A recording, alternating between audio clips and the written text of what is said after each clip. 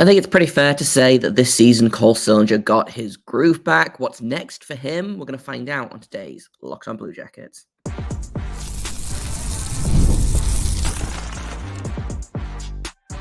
You're Locked On Blue Jackets, your daily podcast on the Columbus Blue Jackets, part of the Locked On Podcast Network, your team every day.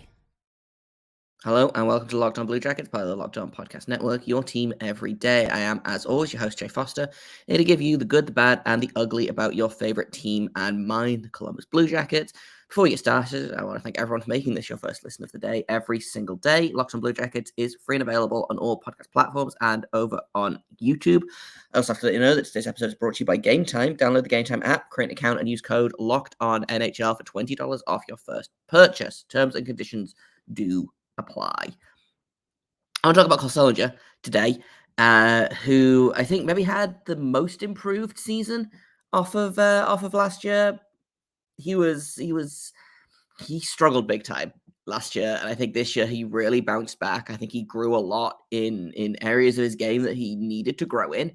I think he maybe took a couple of steps back in some other areas, but for the most part, I really liked how Cole Sillinger bounced back this season. You know, the sophomore slump got him in a big way. He had 31 points in 79 games in his rookie season. In his sophomore season, 11 points over 64 games, and ended up spending some time down with the Monsters. He had 6 points in 11 games for the Monsters. So finished the season there, I believe. Not a great sophomore season for Cole Sillinger, but I've been calling it his junior season, even though like that implies that next year is his senior season and he's done. But his third season with the Blue Jackets, I really liked. I thought it was solid. I think it built on some things that need to be built on. And I think especially kind of the second half of the season, we saw like the expectation that this team has for Cole Sillinger. You know, it was, and we'll talk about it in a little bit more detail later on, but he got the big matchups with Jenner out of the lineup, with Fantilli out of the lineup. Cole Sillinger was not playing that number one center spot, really, but he was getting the number one center matchups. You know, he was playing against the McDavids, the Crosbys, the McKinnons, he got matched against the Barzal line when they played against the Islanders. He got matched against the big names when he was playing in the second half of the season. And I think he didn't blow me out of the water with it, but I think it was a really good, hey, we're going to push you in this way, in a way that he didn't really get pushed last season. You know, I think last season there was a lot of, he struggled. And I don't think that's all to do with coaching. I think some of it was coaching. I think some of it was confidence. I think some of it was the fact that the team was miserably bad. But he bounced back in a really good way. He played almost an average of 3 minutes more per game, averaged just over 16 minutes a game, which is way more than I expected based on kind of, again, early season results with him. But he was drafted as a goal scorer.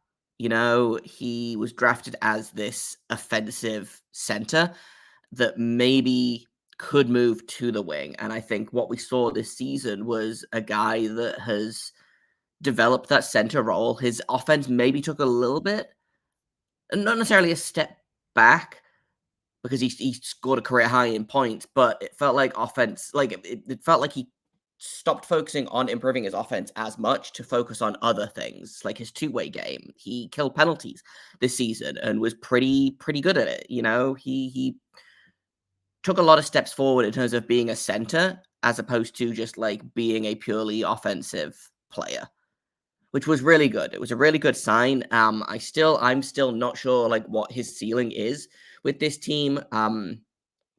You know, I see a lot of people saying that he's going to be like the franchise 3C, which I don't think is necessarily as high as his ceiling will possibly go. But I guess it really depends on what comes out of the draft, what comes out of like contract movement, what comes out of free agency. Like, do they trade for another center? Again, a lot of things up in the air based on how we don't know who the GM is going to be, and we don't know what's going to happen in terms of what this team is going to look like in October. But Cole Sillinger, to me, has the makings of being that 2C behind Adam Fantilli. Being a top 6 guy, I think, like, and if he falls a little bit short of that and ends up being a really solid middle 6 guy that, you know, plays on the power play, plays on the penalty kill, plays on the third line at even strength, like, it's the, would you rather have a great third line center or a good second line center? You know, like, would you rather have him play slightly lower in the lineup and feast on that, or would you rather him play higher up in the lineup and maybe not be as effective, you know? So, like, I would love to see him in that second line center spot. I would love to see him in that top 6.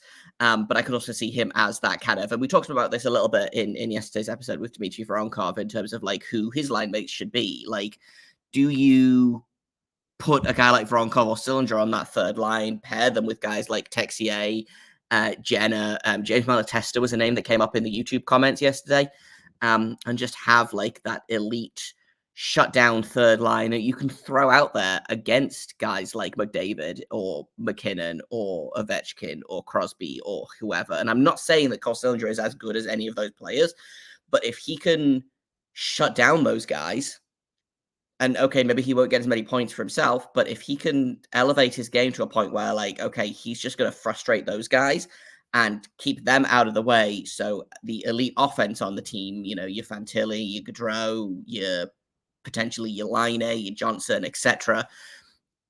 If they don't have to face off against the other team's best center or best players, they can really just kind of, like I said, feast on lesser opposition. So, like, if that's what Cole Sillinger turns into, I would be okay with that.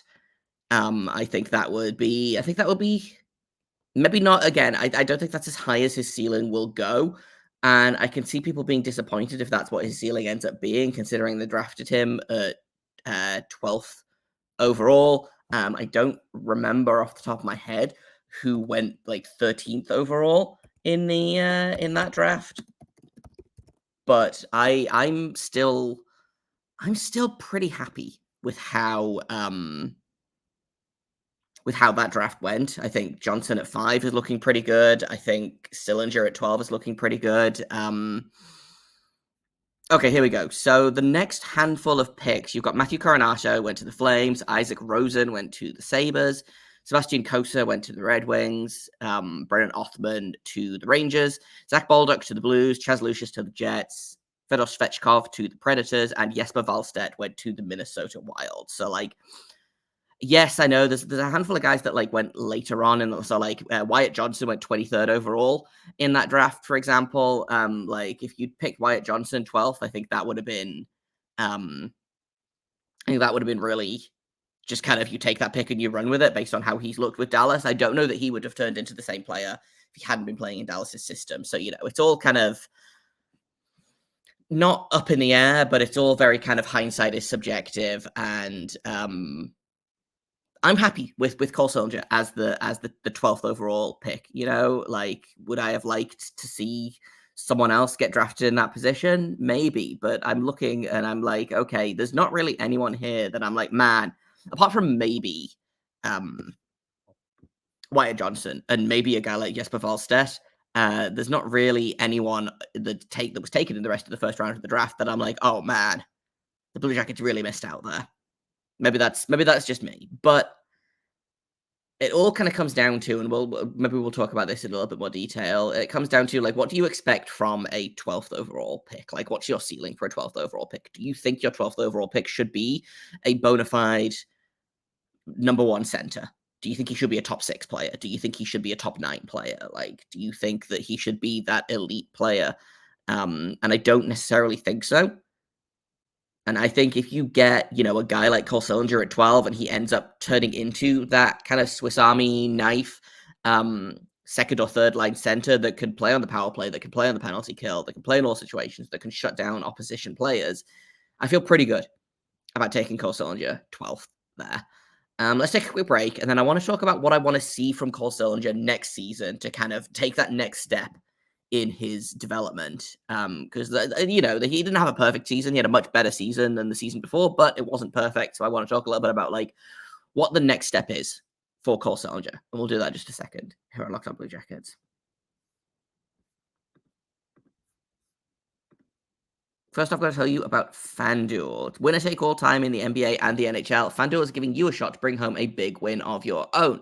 Right now, new customers are going to get $150 in bonus bets with any winning $5 bet. Just pick the heaviest favorite that you can find and bet $5 on them. And if you win, you get $150 and you can spend that on spreads, money lines, player props, the NBA, the NHL, the MLB, the WNBA. Like there's so many. NASCAR. I've forgotten every other sport, like cricket, polo, gymnastics. Like you can basically anything at FanDuel that is available to bet on, you can use that $150 on. So visit FanDuel.com/lockedon, make every playoff shot count, and be in with a chance of winning $150 in bonus bets if you get a $5 bet right. FanDuel.com/lockedon. FanDuel is America's #1 sportsbook. Welcome back to Locked On Blue Jackets. We're talking all about Cole Sillinger today. Thank you for making us your first listen. And Cole Sillinger, like I said, had a very good bounce back season. Was 6th on the team in scoring, I believe, is where I'm up to in my recaps or reviews. That's pretty good. Admittedly, the Blue Jackets were kind of offensively stuck in mud for most of the season, but he hit a career high in points. I think advanced in a lot of the like off puck areas of his game. But in terms of like what comes next for Cole Sillinger, I think a lot of it is just like, okay, just do what you did this season, but more. I think he's kind of earned the approval of the coaching staff. Especially kind of late in the season. If you look at like his ice time at the beginning of the season, he was playing, 14, 11, 9, 13 minutes. And then the end of the season, the last 5 games of the season, let's say, he played 20 minutes and 3 seconds, 20:25, 18:57, 17:57, and 16:34, and so clearly the coaching staff has started to kind of see what they've got in Cole Sillinger. Now we just have to keep doing what he's doing. I would love to see him on the penalty kill more next season. I don't, off the top of my head, know what his penalty kill numbers were like this season, but I can find out. I think he played on the penalty kill more than like basically any other previous season. I don't think he got penalty kill time at all in his rookie season or last season. So that was a big thing. I think penalty kill is a really hard thing for you to get put on if you're not like already known as a penalty killer. It's very much the kind of thing of, well, you can only get the job if you have the job, but now that you have the job, you don't need to get the job. It's very much it's who you need to have the experience, but you can't get the experience without a job. He was actually the third most used player on the penalty kill for the Blue Jackets this season. The top forward pair was him and Alexander Tessier. He played just under 150 minutes on the penalty kill at 4-on-5 anyway. And I think he did okay. I feel pretty good about what his penalty kill stuff looked like. I think he has to work on faceoffs. I think that's a big thing, but I think that's a thing that like everyone on the team needs to work on, really. Like you can't just rely on Boone Jenner to win all of your faceoffs, and that's a little bit what this team was doing at times during this season. So like that's something I really wanted to work on. Would love to see him get more penalty kill time. Would love to see him get a little bit more power play time, honestly. He played mostly on the second unit when he did get power play time, but again, didn't get a ton of it. He only played just over 61 minutes on the penalty kill, on the power play, excuse me. That's the 12th most used forward, or the 12th most used player, the, I think, 8th or 9th most used forward. 1, 2, 3, 4. The 8th most used forward. So, like, he was on that second unit with typically Chidakov, Severson, players like that. Again, I thought he was fine. I would love to see him get more time on maybe who knows, maybe we can get a functional power play next season, and maybe that'll make the difference, you know? But special teams, I think I would love to see him get more special teams time. I think his 5-on-5 play was perfectly good. I think he was again, he suffered from what everyone in this organization suffered with this season, which is that he didn't have a line mate for longer than about 5 minutes before it got switched up. I believe his most common line mates were Kromachenko and Alexander Texier were his most common line mates. Second was Kent Johnson and Emil Bemstrom. And he played 204 minutes with Texier and Marchenko, and then 122 with Johnson and Bemstrom. So, like, and then after that, it gets to, you know, Gaudreau and Chichnikov played 80 minutes together. So, again, playing about a quarter of what the top line, the most used line in the NHL, I think, played like 800 minutes together. Cole Sillinger played like under 200 minutes with, or just over 200 minutes, excuse me, with his most used line mates. So again, like, I think consistency is something that I want to see. And that's not on Cole Sillinger, really. That's a coaching thing. That's really, like, that's what I would love from next season is I think I just want, like, consistency from everyone in terms of I want consistent levels of play and I want consistent line mates. I think there's, again, the problem was that not many things worked for the Blue Jackets last season, so I get that they wanted to change things up, but it felt like they were changing things up too fast. If something stopped working for 12 seconds, they moved on, they didn't ever go back to it, you know? And I think I would love to see what Cole Sillinger could do with a full season of, again, consistent line mates, of this consistent ice time, playing the big minutes against the other team's top centers. I think that could be... That's what I want to see from him. Will we see that from him? Who knows? Again, it really kind of comes down to what his offseason looks like, what the training camp looks like, what the roster looks like. The other thing about Cole Sillinger is he does need a new contract right now. I'm not worried about that necessarily. I do think it'll probably be the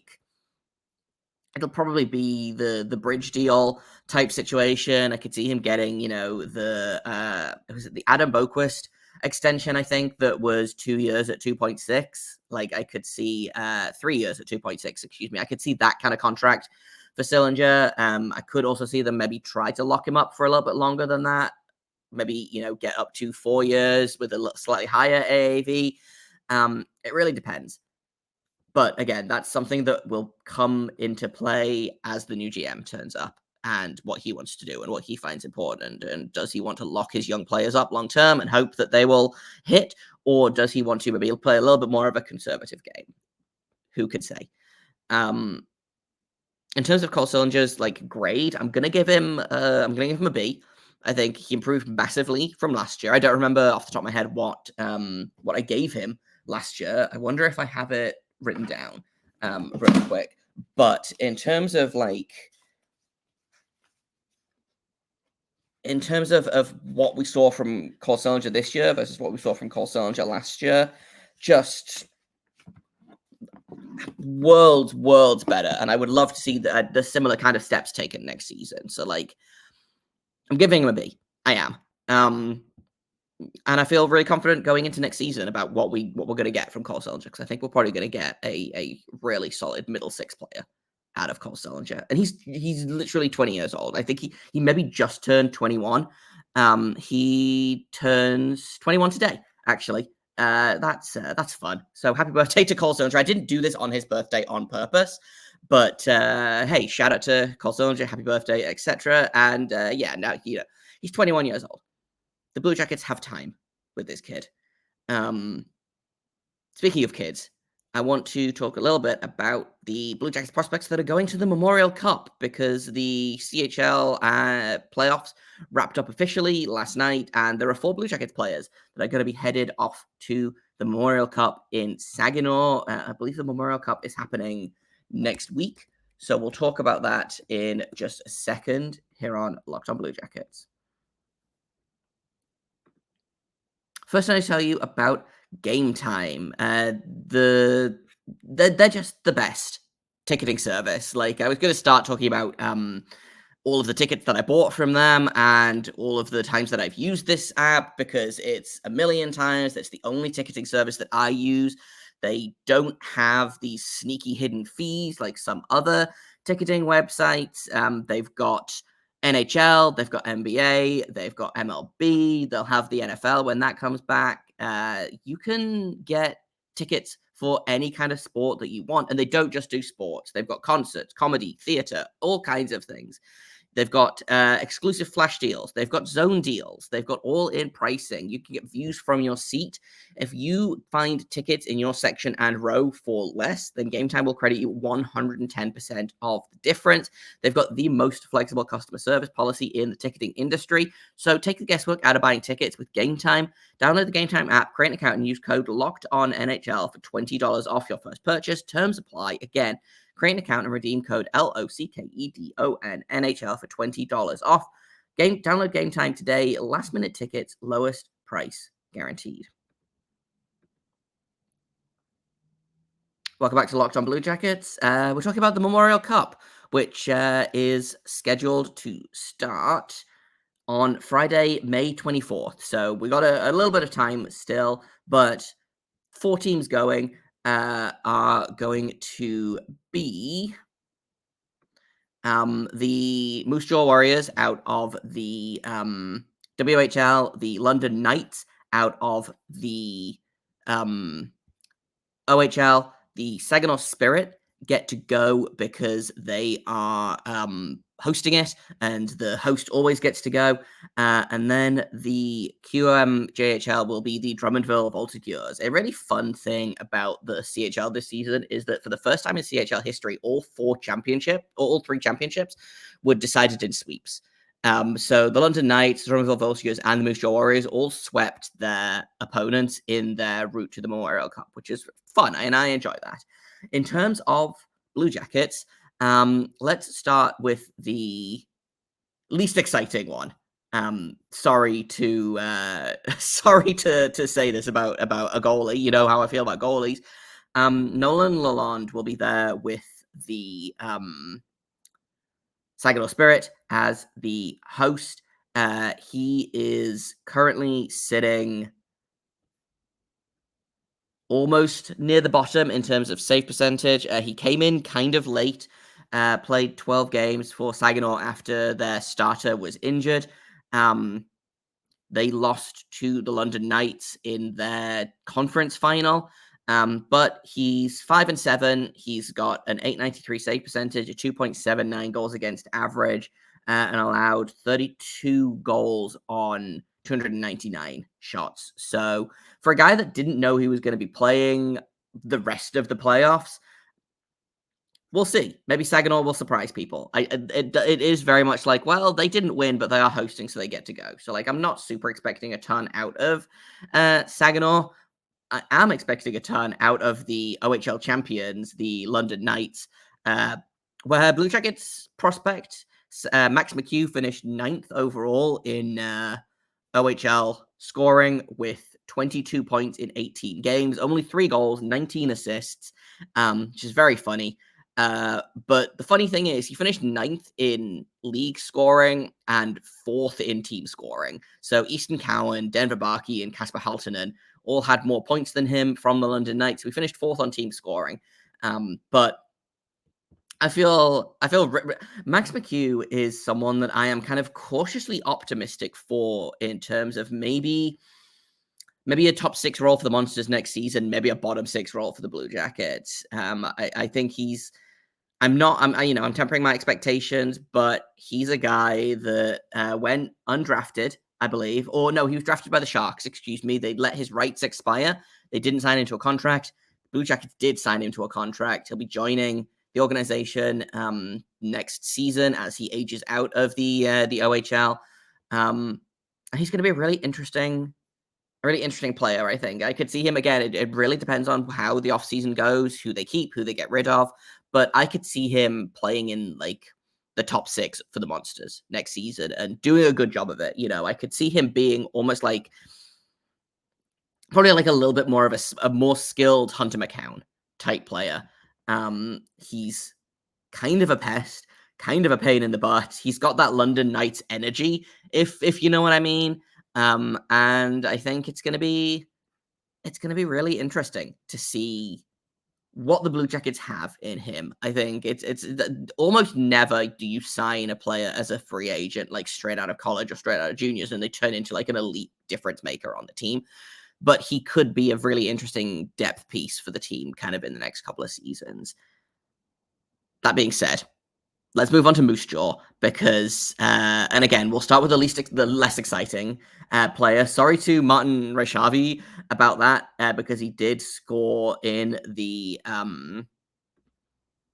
final as they swept the Portland Winterhawks to win 4-2 to win the series 4-0. Martin Rysavy had 16 points in 20 games for the Moose Jaw Warriors, was 16th in WHL scoring for a 7th round pick. That's pretty great. That being said, I am way more excited about Denton Mateychuk, captain for Moose Jaw, finished 2nd in WHL scoring, 2nd only to his teammate Jagger Firkus, who is just an absolute rock star with a rock star name, no pun intended. 30 points in 20 games for Denton Mateychuk, 11 goals, 19 assists, was named the MVP of the WHL playoffs, and for my money, should be on the Blue Jackets in October.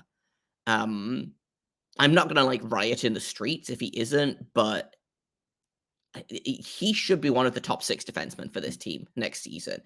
And again, we'll see how it shakes out, but the more I watch, and I didn't get to see a ton of them of the WHL playoffs because time zones are bad, but the little bits that I did watch of the Moose Jaw playoffs run, he looks really, really good. He's on another level. And I think it helps that Moose Jaw was just absolutely stacked to the top. I think the top 4 scorers in the entire WHL came from Moose Jaw.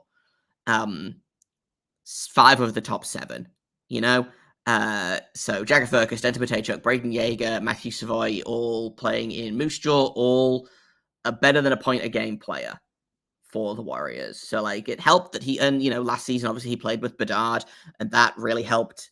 But I think I'm really excited to see Denton Mateychuk and how he's developed because he has really elevated his stock, I think, in terms of just talking to public scouts and talking to like the prospect guys that I know, they were not unenthusiastic about the Blue Jackets taking Mateychuk at 12th, but with guys like Frank Nazer going 13th overall, for example, I think it's really promising to see them say, oh, actually, Denton Mateychuk could be a really good part of this Blue Jackets team going forward. He could be one of the top defense pairings on the Blue Jackets. He could be, sorry, I'm going to rephrase that. He could be one half of the top defense pairing on the Blue Jackets this season. Like that's how strongly I feel about Mateychuk. Like, and I feel like Mateychuk and Jiricek as that cornerstone defense pairing for the Blue Jackets is going to be just so good. Whether that happens next season, whether it takes another season or 2, I don't know. But like the concept of a Mateychuk Jiricek pairing down the road makes me really, really excited. We'll keep up with the Memorial Cup when it kicks in. Like I said, I believe it starts a week tomorrow. So next Friday, and once again, it's Moose Jaw with Martin Rysavy and Denton Mateychuk, the London Knights with Max McHugh, the Saginaw Spirit with Nolan Lalonde, and then the Drummondville Voltigeurs, who don't have any Blue Jackets on it. Therefore, we don't care about them. But we'll keep you updated on that. We'll keep you updated on the Monsters, who start their playoff series against the Syracuse Crunch tonight as they continue on their Calder Cup championship quest. keep you updated on what happens with that in tomorrow's episode. We'll probably do a little bit more prospect talk in tomorrow's episode, actually. That feels like a good Friday topic. So if you have questions for that, please feel free to send them in and I'll get those answered. That's all I've got for today, though. Thank you for listening, for making it your first listen of the day every single day. Locked On Blue Jackets is free and available on all podcast platforms. We are over on YouTube. We are on SiriusXM. You can find us on Twitter at LO_Blue Jackets. You can find us on Instagram at LO_Blue Jackets. I'm very bad at updating the Instagram, but I am going to try to get better, I promise. You can find me on Twitter at _Jacob Foster, JAKOBFORSTER. You can find, if you have comments, questions for the mailbag tomorrow, email them to lockedonbluejackets@gmail.com. Thank you once again for listening, for making us your first listen of the day. I really appreciate it. And until tomorrow, make sure you stay locked on.